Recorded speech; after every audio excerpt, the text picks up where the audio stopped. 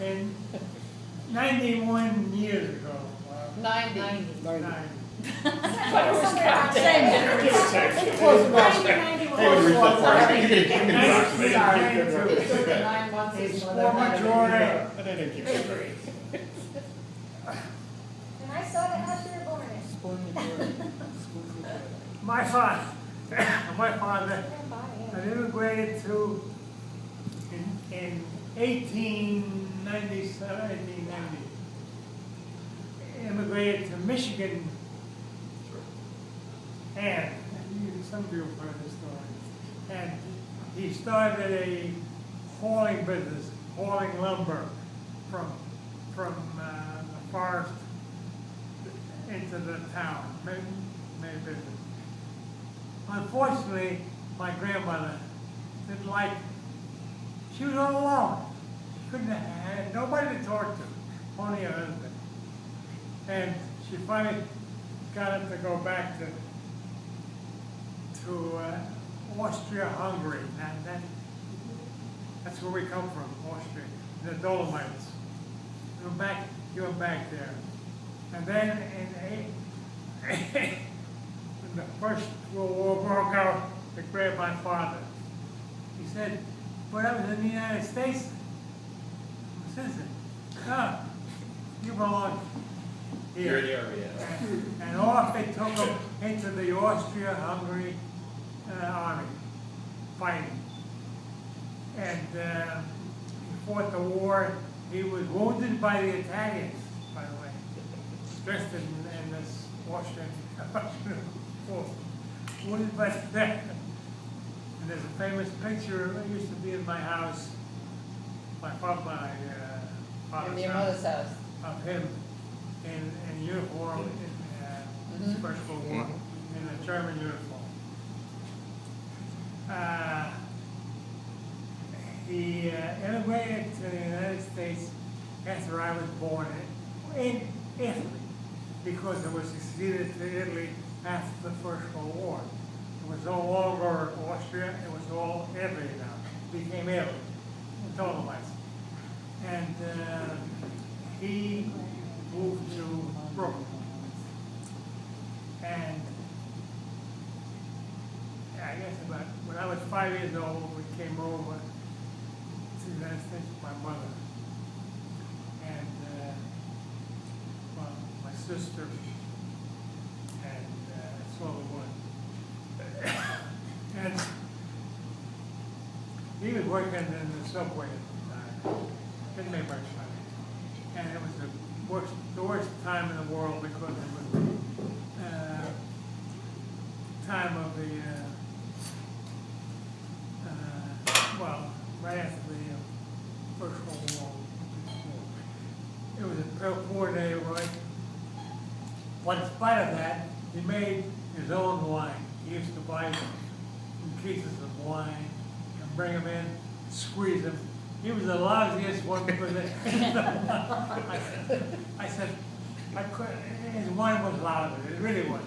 But the next step, he took that, the residue from the wine, and he made grappa. Grappa is Still the same. famous. Firewater. Firewater. Now, Yeah. when he got me, and I was going to school, I learned English by that time. And we were pretty poor, but he made this grappa, and I was wondering why I decided to become a chemical engineer. That's what I decided. Because I distilled the grappa, and distilled it, and came out like distillation. So when it came time to go to high school, I wanted to go to high school, my father said, we can't afford it. I said, I'll take care of it, I'll work, take care of it, don't worry about it. So I worked my ass off. I did all kinds of jobs. I used to work in the Jewish market, chicken, what was it? Plucking chickens. chickens? Counting chickens.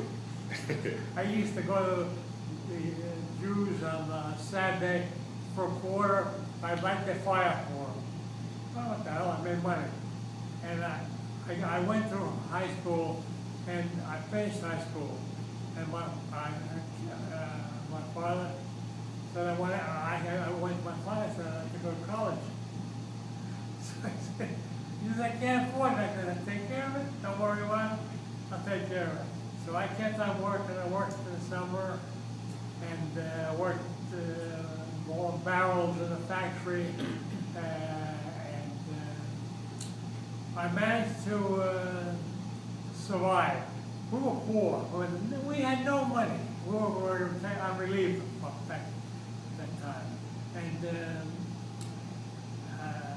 I finished high school, and my father said, I want to go to college. He said, they can't afford it. I said, I'll take care of it. So about that time, I went to college, and started, I took ROTC, and they got me and grabbed me and sent me to a school up in New York, a Catholic school. And I was in there, and then they sent me to become a 90-day wonder in Ephesus. And I graduated in 90 days and became a 90-day wonder second lieutenant. So, what happened? I was sent over to,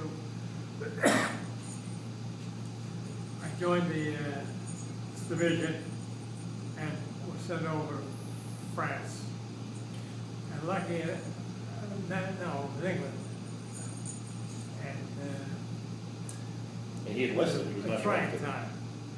And the war was going on That's true. because Hitler was getting stronger every day. And he finally decided to declare war to invade England. And I was getting mixed up.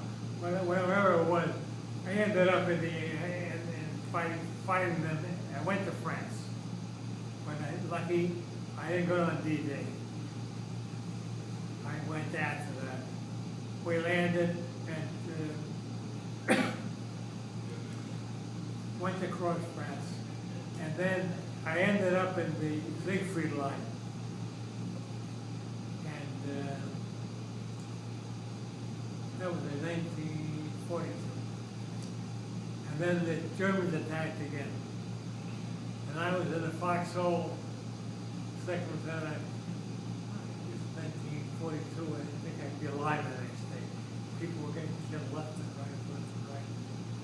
But I managed to survive. And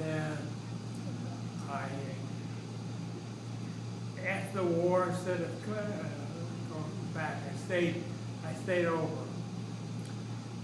Became a first lieutenant, and almost was going to join the Army. They wanted me to join the Army. And I said, no, I want to go back and go to school. Thank God. So I came back, and I met your mother. Oh, yeah, I met her before. And I met your mother, and we got married in 1947.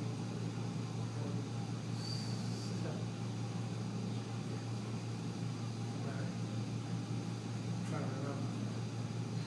And we were living with your grandmother. And I went through, I got the GI Bill, I got a master's degree finally in chemical engineering from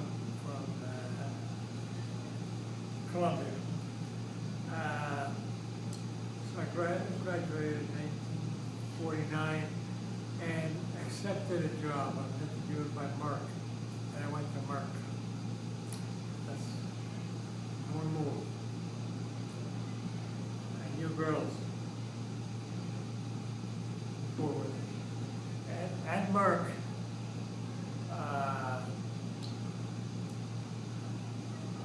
I decided that I wanted to do everything I can. They offered me a job, offered me to send me to study Portuguese in order to go to Brazil.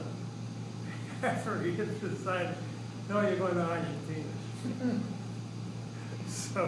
So I said, that's good because your mother spoke Spanish. This is ideal for her. So she was the girl. I went first class, 21 days. They paid for the trip going 21 days on the lineman.